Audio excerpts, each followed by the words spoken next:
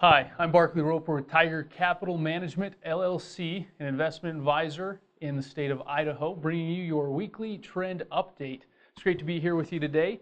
And before we get into the trend for the week, I wanted to talk a little bit about the long-term trend of the S&P 500 over the last 20 years. And so what I've done is I've pulled up a 20-year chart, a 20-year monthly chart that we'll take a look at, and we'll look at the cumulative returns from peak to trough and trough to peak to give you a better idea of what to expect over a long period of time. So we're going to go ahead and look at the chart right now. And like I said, right now I have a 20-year chart pulled up. I'm going to zoom in here real quickly, and we're going to look at one of these bars. And I just want to explain real quickly. I've highlighted that bar right there. And what this represents when we're looking at it is 1 month's worth of price action, or the range of the price over that month. If we look at this hash mark to the left here, that represents the first day's closing price for the month. And then from top to bottom of this bar, that represents how far that price has traveled during that month. And then on the right-hand side, this hash mark right there represents the closing price for that particular month.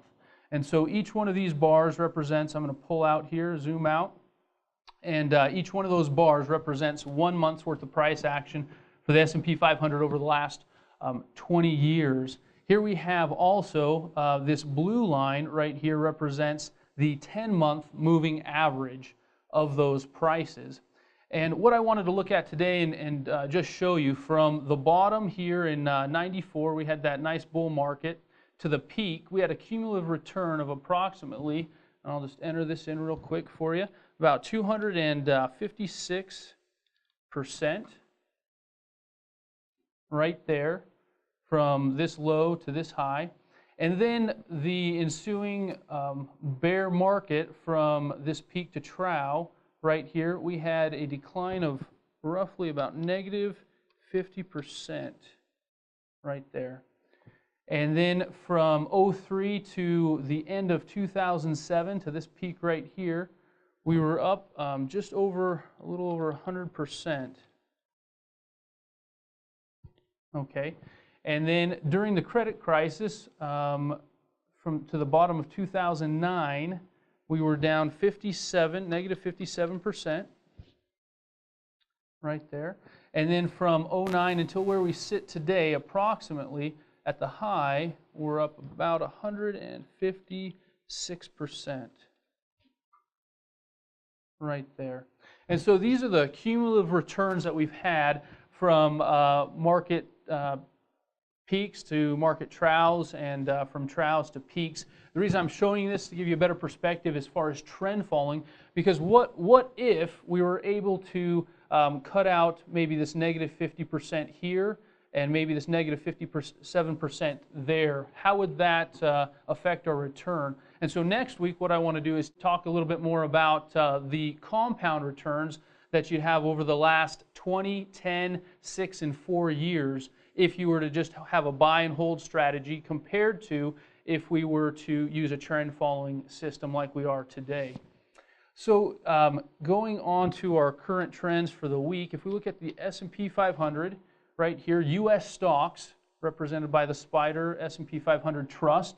And we can see here that the price from last week has come up just a bit. It is now above the 50-day moving average, and price is well above the 200-day moving average. So we are still in a confirmed uptrend, long-term uptrend for U.S. stocks. Foreign stocks, we can see that price also is above the 50-day moving average, also above the 200-day moving average, still in a confirmed uptrend.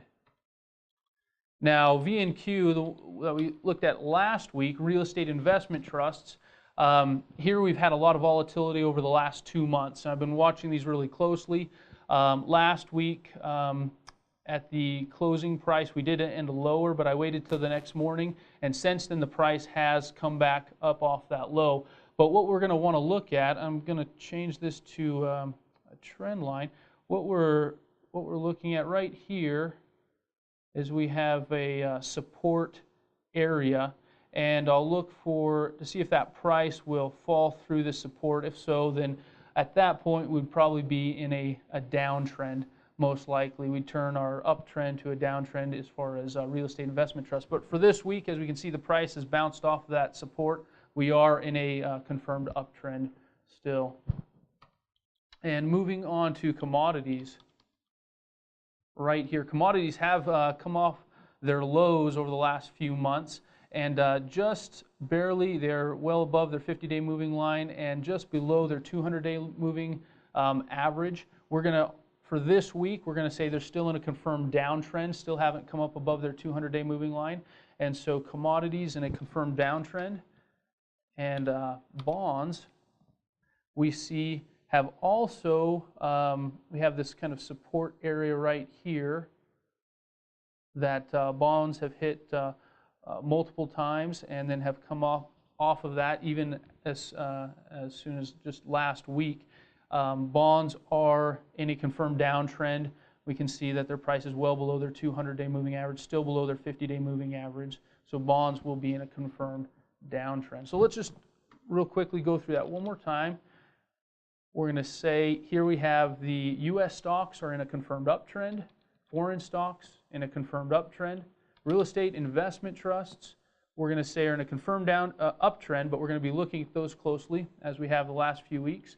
And commodities are in a confirmed downtrend, and bonds are in a confirmed downtrend. Great. Well, that wraps it up for this week's trend update. I'm Barclay Roper with Tiger Capital Management, LLC, bringing you your weekly trend update, and we'll see you next week. Thanks.